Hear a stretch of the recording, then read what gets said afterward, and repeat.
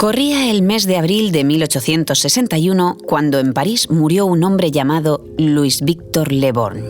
Louis-Victor había perdido la capacidad de hablar y en los últimos 21 años de su vida solo repetía la sílaba tan. El médico y anatomista francés Paul Broca, intrigado por la patología del fallecido, examinó su cerebro post-mortem y descubrió una gran lesión en la parte delantera del hemisferio izquierdo. En autopsias posteriores de otros pacientes con problemas del habla, Broca iría descubriendo lesiones similares, siempre en la misma región.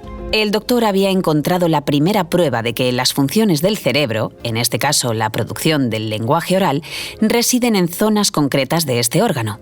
Desde entonces, esa zona pasaría a denominarse área Broca. Sobre las bases que sentó Broca crecería, un siglo más tarde, la neurotecnología, una disciplina que se nutre del conocimiento neurocientífico y a la vez contribuye a su desarrollo. Integrando las máquinas con el sistema nervioso central, busca estudiarlo, tratar sus dolencias y extender sus capacidades. Hoy, la neurotecnología cuenta con un aliado poderosísimo: la inteligencia artificial, cuyo desarrollo hace que se abra un mundo de posibilidades infinito en el ámbito de la neurociencia. Las interfaces cerebro-ordenador, BCI por sus siglas en inglés, han atraído cada vez más la atención de la comunidad investigadora desde al menos los últimos 20 años, y se ha logrado un progreso considerable en la mayoría de sus áreas de investigación. Según refleja la Organización Mundial de la Propiedad Intelectual en su informe más reciente sobre las tendencias en tecnologías de asistencia, las BCI se consideran una de las tecnologías habilitadoras esenciales para los productos emergentes del sector. Pero este trabajo centenario no se limita solo a la medicina, también a los ámbitos civil y militar. Por ejemplo, en la conducción de un automóvil o en la monitorización a través de sensores de los soldados. En este último apartado se han pensado aplicaciones para mejorar el rendimiento del soldado utilizando las BCI como un dispositivo de estimulación, haciendo que ciertas neuronas en el cerebro se activen. Esto puede provocar cambios en las conexiones en el cerebro, mejorando así el rendimiento motor y la cognición. En algunos experimentos se ha demostrado que aumenta la vigilancia y la cognición bajo el estado de fatiga. Concretamente, estudios de la Fuerza Aérea de Estados Unidos han demostrado que se reducen los tiempos de reacción, así como las falsas alarmas al apuntar. Específicamente para los electroencefalogramas y las interfaces cerebro-ordenador, la estabilidad de la señal en el tiempo y la variabilidad de la señal de usuario a usuario son las principales restricciones para su implementación en escenarios reales. Además, la facilidad de uso, la aceptación por parte de los usuarios y el diseño universal de BCI son algunos de los retos que los investigadores tienen en agenda, reconociendo que la tecnología BCI está aún en su infancia. Pero este tan solo es un pequeño anticipo de lo que nos atañe en el episodio de hoy: la neurotecnología aplicada al ámbito de la defensa. Engineering the Future Talks, el podcast de Indra sobre las tecnologías que están definiendo el futuro. Bienvenidos a un nuevo episodio de Engineering the Future Talks. Hoy desentrañaremos el potencial de la neurotecnología aplicada al ámbito militar. Para ello nos acompañan Ezequiel Simeoni, doctor en Ingeniería Biomédica por la UPM y actual responsable técnico de realidad aumentada e interacción multimodal para EPIC, en el que luego ahondaremos, y a Chile, en Indra. ¿Qué tal? ¿Cómo estás? ¿Qué tal? Buenas tardes. Muchas gracias por invitar. También contamos con Diego Esteban, licenciado en Ciencias Físicas por la Universidad Complutense de Madrid, Advanced Certificate for Executive por el MIT y actual Chief Engineer en proyectos de Operational Extended Reality en Indra. Diego, ¿cómo estás? Hola, muy buenas. Un placer estar aquí con vosotros. Bienvenidos a los dos. Bueno, ¿de qué hablamos cuando nos referimos a la neurotecnología? La neurotecnología comprende un conjunto de herramientas y técnicas, esencialmente la neurociencia y avances en ingeniería, que se implementan para observar y actuar sobre el sistema nervioso, ya sea el sistema nervioso central, periférico o autónomo. Es decir, que esta tecnología lo que nos permite es observar y medir los efectos que la activación de estos sistemas produce. La más difundida de todas es la interfaz cerebro-ordenador, que por sus siglas en inglés es la BCI, y son dispositivos que permiten la comunicación directa entre el cerebro y cualquier dispositivo externo, por ejemplo, una computadora. Estas interfaces se han utilizado para muchísimas cosas, entre ellas controlar prótesis y órtesis, o para aumentar la comunicación de personas que no pueden hacerlo por sus propios medios. Principalmente, la gran división de esta tecnología se hace en cuanto a su invasividad. Es decir, hay tecnologías invasivas y no invasivas, y hoy vamos a enfocarnos exclusivamente en las que no son invasivas, es decir, las que utilizan señales electroencefalográficas. Pero hay muchas otras. Incluso las hemos visto muchas veces cuando vamos quizás al médico o a algún chequeo. Las tecnologías de neuroimagen, por ejemplo, existen estos aparatos gigantescos que están en los hospitales, que son los resonadores y los magnetoencefalógrafos. Estos dispositivos se suelen utilizar como complemento del electroencefalograma para ver diferentes funciones del cerebro. Otras tecnologías son, por ejemplo, las desarrolladas para la neuroestimulación o la neuromodulación. Estas son tecnologías que estimulan ciertas regiones del cerebro para producir ciertos efectos, por ejemplo, a través de campos magnéticos o eléctricos incluso. Las más conocidas de estas son las que se utilizan para tratar los síntomas de las enfermedades como el Parkinson. Otras aplicaciones, por ejemplo, son las del neurofeedback o el biofeedback, que también está de moda, que básicamente nos ayuda a través de visualizaciones a regular la función de nuestro cerebro, es decir, para actuar sobre la modulación de ciertas redes neuronales, y nos sirven para mejorar ejercicios de relajación, meditación, concentración. Una aplicación que quizás es muy difundida y quizás hayamos visto son el control de dispositivos o prótesis neurales, que son el control de implantes, o por ejemplo pueden ser no solamente implantes para sustituir una función de un miembro como un brazo o una pierna, o incluso el control de una silla de ruedas, sino implantes incluso que pueden estar en nuestras retinas o en nuestro oído. Otra aplicación, por ejemplo, y que quizás alguna la hemos visto en algún mundial de fútbol, quizá el pasado no, sino el anterior, que era el control de exoesqueletos. Y esto quizá también está muy relacionado con lo que vamos a hablar, pero se trata de poder utilizar las señales de nuestro cerebro para controlar un dispositivo que nos colocamos y que nos puede ayudar a aumentar nuestra fuerza o nuestra precisión en algunas ocasiones. Vale, y qué, aparte de todas estas aplicaciones que nos has comentado, ¿qué aplicaciones concretas tiene hoy la neurotecnología? En concreto, el BCI se utiliza en general combinado con otras tecnologías. Por ejemplo, con la realidad aumentada o la realidad virtual, tiene usos particularmente para el tratamiento o apoyo a los síntomas de algunas enfermedades como la esquizofrenia, que en este caso ayuda a mejorar la calidad de vida y sustituir la carga de medicamentos de pacientes. Otro caso se utiliza para el estudio del aprendizaje en las aulas. Se utiliza el BCI para recolectar datos y evaluar las emociones de los alumnos en relación al contenido que se está mostrando para evaluar el proceso de aprendizaje. Por supuesto que, además de lo que comenté sobre el neurofeedback, y que es una aplicación que en general se utiliza mucho en casa para ejercicio de meditación y ese tipo de cosas, se utiliza para tratar o mejorar los síntomas de cefaleas intensas, o sea, dolores de cabeza intensos, incluso en casa para controlar o agregar variables a los juegos de video. Quizás esa es una de las industrias que mayor aporte ha tenido a este tipo de tecnología. Un uso muy reciente es el neuromarketing, en el que se utilizan las señales que emite nuestro cerebro a medida que vemos una publicidad. Entonces podemos refinar contenidos, podemos refinar el impacto que tiene ese tipo de publicidad en nuestra mente. Por supuesto que las aplicaciones de cuidado personal y diagnóstico son las que mayor interés o mayor foco tienen, porque hay algunas aplicaciones que tienden al diagnóstico temprano de enfermedades como el Alzheimer, la detección de tumores, predicción de ataques de epilepsia, entonces orientadas a la mejora de la calidad de vida. Y por supuesto, todas las aplicaciones de la clínica, que son las terapias de rehabilitación o el estudio de enfermedades del sueño, las enfermedades neurodegenerativas, como dije, la epilepsia, el Parkinson, Alzheimer. Otro uso de las neurotecnologías está en la industria 4.0. Por ejemplo, hay sistemas que evalúan la carga cognitiva de un trabajador, su cansancio o su fatiga, para poder cambiar las velocidades de algún proceso en el que está involucrado. Y por último, la industria de la seguridad y la industria militar, que bueno, como he mencionado antes, el desarrollo de exoesqueletos y control de robots involucra este tipo de tecnologías, sobre todo para el aumento de grados de libertad de la gente o del usuario. Por ejemplo, una aplicación que atañe al episodio de hoy es el control de exoesqueletos y robots por parte de la industria militar, en el que se usan las neurotecnologías para aumentar los grados de libertad del usuario o del soldado, en este caso.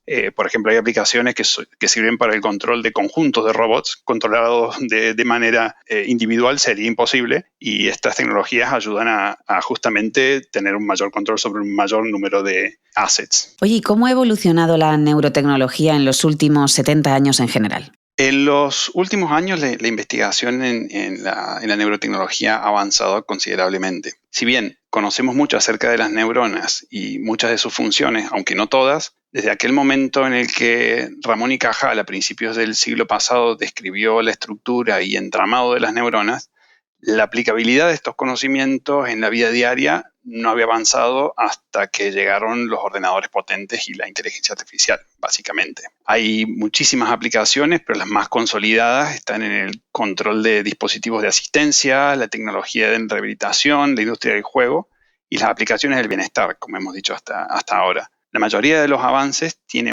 por objeto controlar entornos inteligentes con el cerebro, evaluar la función cognitiva y proveer medios de comunicación para pacientes que tengan trastornos graves. Recién en la última década se han puesto en foco el desarrollo de nuevos métodos y tecnologías que permiten dar un paso más. Un caso concreto de esto es la aplicación que está desarrollando el empresario Elon Musk, que se trata de una tecnología disruptiva de medición del cerebro a través de electrodos implantados y que permitiría en el futuro acceder de manera irrestricta a las funciones de nuestro cerebro, a las señales de nuestro cerebro. Existe un proyecto clave en el campo de la neurotecnología para su uso en defensa, el proyecto EPIC. ¿En qué consiste este proyecto y cómo será su desarrollo en los próximos años? Sí, EPIC, de sus siglas en inglés, es Enhanced Pilot Interfaces and Interaction for Fighter Cockpit. Es un proyecto de investigación y desarrollo de 3 años. Empezó a principios de 2023, financiado por la Comisión Europea. Su objetivo es mejorar la conciencia situacional y el rendimiento de pilotos de cazas de combate, tanto en tiempo real, en ejecución de la propia misión, como para posterior análisis de todos los datos que se vayan almacenando. Al final el objetivo es que el foco se ponga más en la ejecución de la misión y no tanto en volar el propio caza. Siempre los pilotos, siempre se dice que lo primero es volar el avión y luego ya lo demás, ¿no? Pues la idea es que con ayuda de todo este tipo de tecnologías, al final el piloto se pueda focalizar más en la misión y en controlar, pues como comentaba mi compañero Ezequiel, controlar un montón de diferentes assets, diferentes drones y pueda ejercer un poco de comandante de la misión estando en primera línea. Y para ello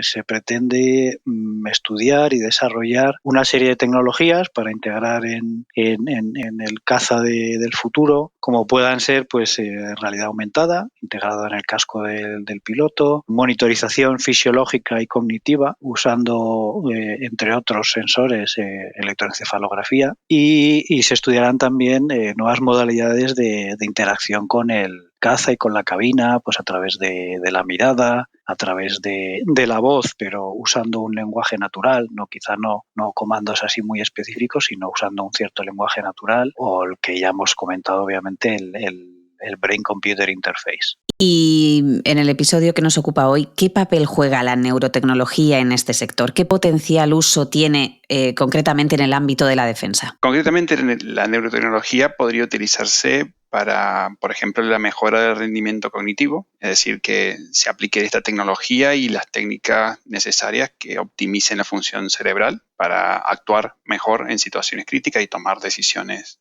de manera más eficiente. Darnos interfaces de comunicación a través del BCI, por ejemplo, permitir a los pilotos controlar la aeronave o ciertas funciones de la aeronave con la mente, o facilitar la comunicación con su entorno o sus compañeros de misión, por así decirlo, sobre todo en situaciones en las que no le es posible utilizar sus manos, que es lo que hoy por hoy utiliza. Otra de las aplicaciones puede ser para el entrenamiento, lo que es el neurofeedback, para la función de entrenamiento, podría utilizarse para mejorar la resistencia al estrés, para mejorar la concentración y como dije, mejorar la capacidad de toma de decisiones bajo presión y además conocerse también, conocer cómo reacciona su mente y su cuerpo a través de lo que medimos en el cerebro cuando se está en este tipo de situaciones. Otra de las funciones es la monitorización de la salud mental, ayudando a no solamente al piloto, sino durante su entrenamiento y a la preparación de la misión, identificando signos de estrés o fatiga previa, condiciones psicológicas que podrían afectar el desempeño en el campo. ¿Hay algún otro proyecto futuro en el que esté trabajando Indra para dar continuidad al desarrollo de esta tecnología? ¿Cuáles son los principales retos que se presentan en el campo de la neurotecnología? Sí, en cuanto a los proyectos en el entorno de simulación, sí que se está empezando a aplicar este tipo de tecnología para monitorización del estrés en alumnos piloto. Al final se trata de monitorizar cómo se ha comportado el alumno durante el entrenamiento. Pero bueno, en cualquier caso, de momento los niveles de maduración tecnológica son bastante bajos. Al final está un poco en pañales. De hecho, el objetivo del proyecto EPIC que hemos comentado antes no va a salir de un laboratorio en principio en estos 3 años, pero sí que es cierto que se está analizando su uso en otros ámbitos como soldado a pie, conductores de vehículos terrestres, controladores aéreos, incluso pues en salas de comando y control del mundo militar. ¿Y hay algún otro proyecto futuro en el que esté trabajando Indra para dar continuidad al desarrollo de esta tecnología? ¿Y cuáles son los principales retos que se presentan en el campo de la neurotecnología? Los principales retos, sobre todo para el tipo de tecnología que implementaremos en el proyecto EPIC, que es la electroencefalografía, es principalmente que el tipo de señal que estamos observando es muy difícil de tratar, es decir, es muy difícil de captar, se llena de ruido muy fácilmente con todo el ruido electromagnético del ambiente y eso hace que sea muy difícil transferir datos útiles a través de ella. Entonces, todo ese conjunto de variables hace que manipular este tipo de señales sea complejo. Por otro lado, implican que en muchos casos colocarse este tipo de dispositivos, sobre todo los dispositivos de los que más cantidad de datos se puede obtener, sea realmente difícil. Tiene problemas de usabilidad de momento porque estamos hablando de muchos electrodos y que en cuanto esos electrodos pierden un poco de contacto con nuestra cabeza o algunos tendremos demasiado pelo, demasiado cabello, otros tenemos igual otras condiciones de conducción en nuestra piel y eso hace que el mínimo movimiento de estos electrodos distorsione la señal. Entonces, mantener esos electrodos quietos implica fijaciones que son verdaderamente incómodas de usar. Y por sobre todas las cosas, esto hace que la variabilidad de la señal entre sesiones y entre diferentes sujetos sea muy alta. Entonces, ese es el tercero de los problemas asociados a este tipo de señales. Y por último, una gran barrera es que existe poco nivel de estudio y poca cantidad de datos para este tipo de tecnologías fuera del laboratorio. Entonces, muchas de las aplicaciones que nosotros intentamos implementar aún no han sido estudiadas, aún necesitan de datos de laboratorio, de generar nuevos métodos, de generar nuestros propios procesos de manipulación de la señal y eso toma tiempo e inversión. Entonces, esos son los retos principales a los que nos enfrentamos. Eso entiendo que en cuanto a los desafíos técnicos, pero en la implantación de una tecnología así pueden surgir ciertos retos de carácter ético. ¿Cuáles serían estos y cómo puede hacerse frente a ellos? A ver, aquí lo primero de todo es que para poder entrenar los modelos de inteligencia artificial, para que aprendan esos modelos a identificar ciertos parámetros relevantes de las señales del cerebro humano, hay que tomar muchos datos, ¿no? En muchas diferentes situaciones, con diferentes tipos de humanos, ¿no? Entonces esto requiere hacer primero una experimentación en laboratorio con humanos y llevarles a quizá ciertos límites, como por ejemplo pues incluso pérdida de conciencia, llevarlos a situaciones límite de sueño, de cansancio, de estrés, ¿no? Entonces esto al final,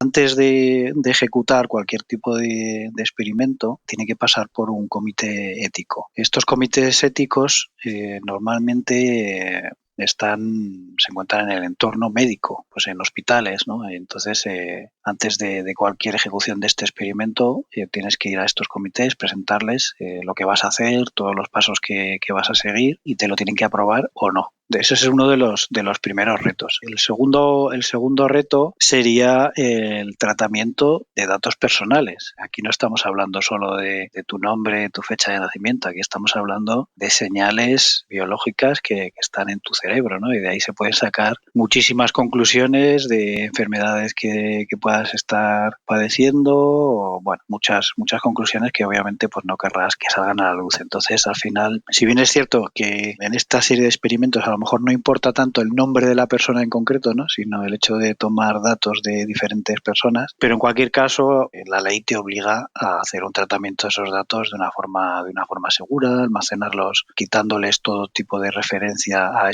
al nombre específico de la persona. Y eso ya pues es un reto incluso técnico también, el tratamiento de estos datos sin que haya ningún problema. Y luego, por último, pues la adopción de esta tecnología por parte de los usuarios finales. En el caso del proyecto de PIC, de los pilotos de cazas, pues bueno, al final, digamos que en los últimos tiempos ya empezamos a acostumbrarnos muchos a llevar relojes que te miden un montón de constantes vitales, porque hemos visto las ventajas que eso te puede reportar. Pero bueno, es cierto que al final todos esos datos los estamos enviando a vaya usted a saber dónde y a saber qué uso se hace, ¿no? de esos datos. Pero bueno, es cierto que lo hemos acabado aceptando porque al final nos reporta un beneficio, ¿no? Pues en este caso igual, en este caso al usuario final tendremos que ser capaces de enseñar al usuario que les va a reportar un beneficio, porque si no, en ningún caso se van a poner un casco que tenga un montón de electrodos que le vaya a medir todo lo que le pasa por la cabeza de alguna manera. Que no es así, no va a medir todo lo que le pasa por la cabeza, pero bueno, sí que puede sacar datos muy, muy sensibles. Súper interesante. Bueno, pues hasta aquí hemos podido llegar hoy. Muchísimas gracias, Diego, Ezequiel, por habernos dedicado este ratito y vuestros conocimientos en este episodio de hoy. Muchas gracias. Un verdadero placer. Llegados a este punto, vamos a profundizar aún más en algunos aspectos de la neurotecnología de la mano de una empresa que lleva años desarrollándola y que trabaja codo con codo con Indra en sus proyectos. Alejandro Tobalina, compañero, ¿qué tal estás? ¿Qué tal, Marta? Su nombre es BitBrain. Fue fundada en 2010, cuenta con 58 profesionales y colabora con Indra en un proyecto del que ya hemos hablado, el proyecto EPIC. ¿Cómo funciona y cuál es la misión de BitBrain? Su director científico es Javier Mínguez. A día de hoy, BitBrain somos ya 58 profesionales de todas las áreas que tienen que ver con la neurotecnología, que abarcan desde medicina, psicología, neurociencias, un montón de tipos de ingeniería diferente, ciencia de datos, etcétera, etcétera. Y bueno, pues durante todos estos años, ¿qué es lo que ha hecho BitBrain? Bueno, pues en su misión de llevar y acercar esto hacia la sociedad, hemos estado trabajando en diferentes tipos de tecnologías que nos iban a ir haciendo o simplificando todo lo que tiene que ver con los equipos de medida, software, etcétera, para que lo usaran gente no experta. Y para ello, pues tenemos una fuerte tracción en el mercado de investigación y ahora recientemente estamos entrando ya en el mercado de la salud, que esperamos que sea nuestra aplicación en el que realmente todo este trabajo que se ha hecho lleve la nanotecnología a la casa del paciente. Investigación, salud, son algunos de los ámbitos de actuación de BitBrain. Pero, ¿en qué aplicaciones trabaja actualmente? Se focalizan en dos aplicaciones. La primera es generar equipos que permitan a los investigadores utilizar este tipo de tecnología, la nanotecnología, en ámbitos que no se podían utilizar hasta ahora, como por ejemplo, pues digamos que pues la gran mayoría de equipos de nanotecnología o interfaces cerebro-computador pues utilizan la medición de lo que se llama el electroencefalograma o el EEG, y los equipos que había cuando empezamos a andar eran siempre equipos que se utilizan pues en los hospitales o en los grandes laboratorios de investigación. A día de hoy nosotros hacemos equipos que lo pueden utilizar gente que no tiene la formación técnica y para pues hacer investigación en áreas como puede ser el marketing, psicología, investigación más de neurociencias, etcétera. Y el segundo ámbito de aplicación es la salud. Que lo que estamos intentando hacer es focalizarnos en lo que se llaman las nuevas neuroterapias digitales, que básicamente lo que trata de hacer es la monitorización y el tratamiento de patologías, en nuestro caso neurológicas, siempre en casa del paciente. A día de hoy tenemos 5 ensayos clínicos en marcha relacionados con el hardware y con nuevas herramientas de monitorización de tratamiento de la demencia y el sueño. Javier Mínguez ha mencionado un aspecto muy importante, la adaptación de la neurotecnología a personas que no cuentan con la formación técnica necesaria, es decir, democratizarla. ¿Cuáles son las barreras que se han de sortear para lograrlo? La principal barrera que hemos vivido en nuestros últimos 12-13 años de recorrido es el hardware. Uno tiene que pensar en la neurotecnología como la siguiente generación de lo que son pues como los smartwatch, ¿no? Que hace 10 años todavía pues no se podían, vamos a decir así, democratizar y llevar en la vida diaria. Y a día de hoy hemos vivido una fuerte tracción tecnológica que nos ha llevado a que muchísima gente a día de hoy pues tienen relojes inteligentes en los que nos miden parámetros del cuerpo como puede ser los latidos del corazón, la sudoración de la piel, la temperatura, etc. Pues en neurotecnología está pasando lo mismo. Cuando empezamos no existían, estaban todavía las tecnologías confinadas a los hospitales y pues compañeros como nosotros, como nuestra organización u otros, hemos intentado pues trabajar la accesibilidad, que básicamente es hacer equipos cada vez más sencillos, más usables, miniaturizarlos, y un largo etcétera de características que al final del día es que lo utilicen gente no experta, ¿vale? Esta es la primera barrera que ya se está echando abajo. ¿Y la segunda barrera es? La aplicación. Y en este sentido, pues en estos últimos años se han explorado muchas aplicaciones dentro de lo que sea la tecnología. En nuestro caso particular estamos más orientados a salud. ¿Y en qué estamos trabajando? Bueno, pues en todo este recorrido que hacemos hacia la democratización, sobre todo la simplificación del hardware, nosotros hemos conseguido hacer el primer equipo de electroencefalografía o de medición de la actividad cerebral implementado únicamente con textiles inteligentes. Es decir, es una enorme innovación que se ha hecho aquí en España, que simplifica completamente el uso de estas tecnologías y básicamente que es como si dijésemos una prenda de ropa puesta en la cabeza, somos capaces de adquirir la actividad cerebral y esto está ahora mismo en el trayecto para ser un equipo médico sanitario. Por último, llegados a este punto, miramos hacia el futuro de la neurotecnología, que ya está aquí. Porque Javier Mínguez nos cuenta que comenzaremos a ver cambios muy significativos en los próximos 2 años. La tecnología está llegando realmente ya a la sociedad en un formato en el que lo van a poder utilizar en su propia casa. Serán los primeros equipos que lógicamente se irán mejorando, pero ya está entrando. Entonces, yo sí que creo que en los próximos 2 años vamos a empezar a tener lo que sería el equivalente al smartwatch a nivel cerebral en la casa. ¿De acuerdo? Para aplicaciones muy específicas, equipos muy específicos, etcétera, etcétera. Pero yo creo que sí que lo vamos a empezar a ver. Entonces yo por ahí sí que diría que vamos a ver un gran avance. Y en segundo lugar, que ver para qué se usa esta tecnología, ¿no? Y entonces yo veo como dos líneas, ¿no? La primera orientada a lo que la rama de la disciplina que lo acoge de interfaces cerebro-computador llama como interfaces cerebro-computador pasivos. Y entonces en este sentido pues sería como la tecnología que va midiendo la actividad cerebral y es capaz de hacer un tipo de identificación, como pueden ser los estados cognitivos o emocionales de la persona, para una aplicación, que es, por ejemplo, lo que se está trabajando con Indra en el proyecto EPIC. Y el segundo eje que yo veo en los próximos 2 años, yo creo que vamos a empezar a ver una monitorización del paciente de neurología y unos tratamientos que ahora a día de hoy es completamente imposible de visualizar en áreas de la demencia y el sueño en nuestro caso. Pues muy interesante, muchísimas gracias, Alejandro. Un abrazo, Marta. Pues hemos comprobado el enorme espectro que abarca la neurotecnología, desde su influencia en la medicina y el día a día de la sociedad, hasta los avances que otorga al ámbito de la defensa. Hay camino por recorrer, por supuesto, siempre lo hay, pero esta disciplina ya deja destellos del enorme potencial que guarda. Gracias una vez más por acompañarnos en este episodio de Engineering the Future Talks. Hasta luego. Engineering the Future Talks, el podcast de Indra sobre las tecnologías que están definiendo el futuro. Suscríbete para conocer las últimas novedades y comparte tu opinión con nosotros en redes sociales.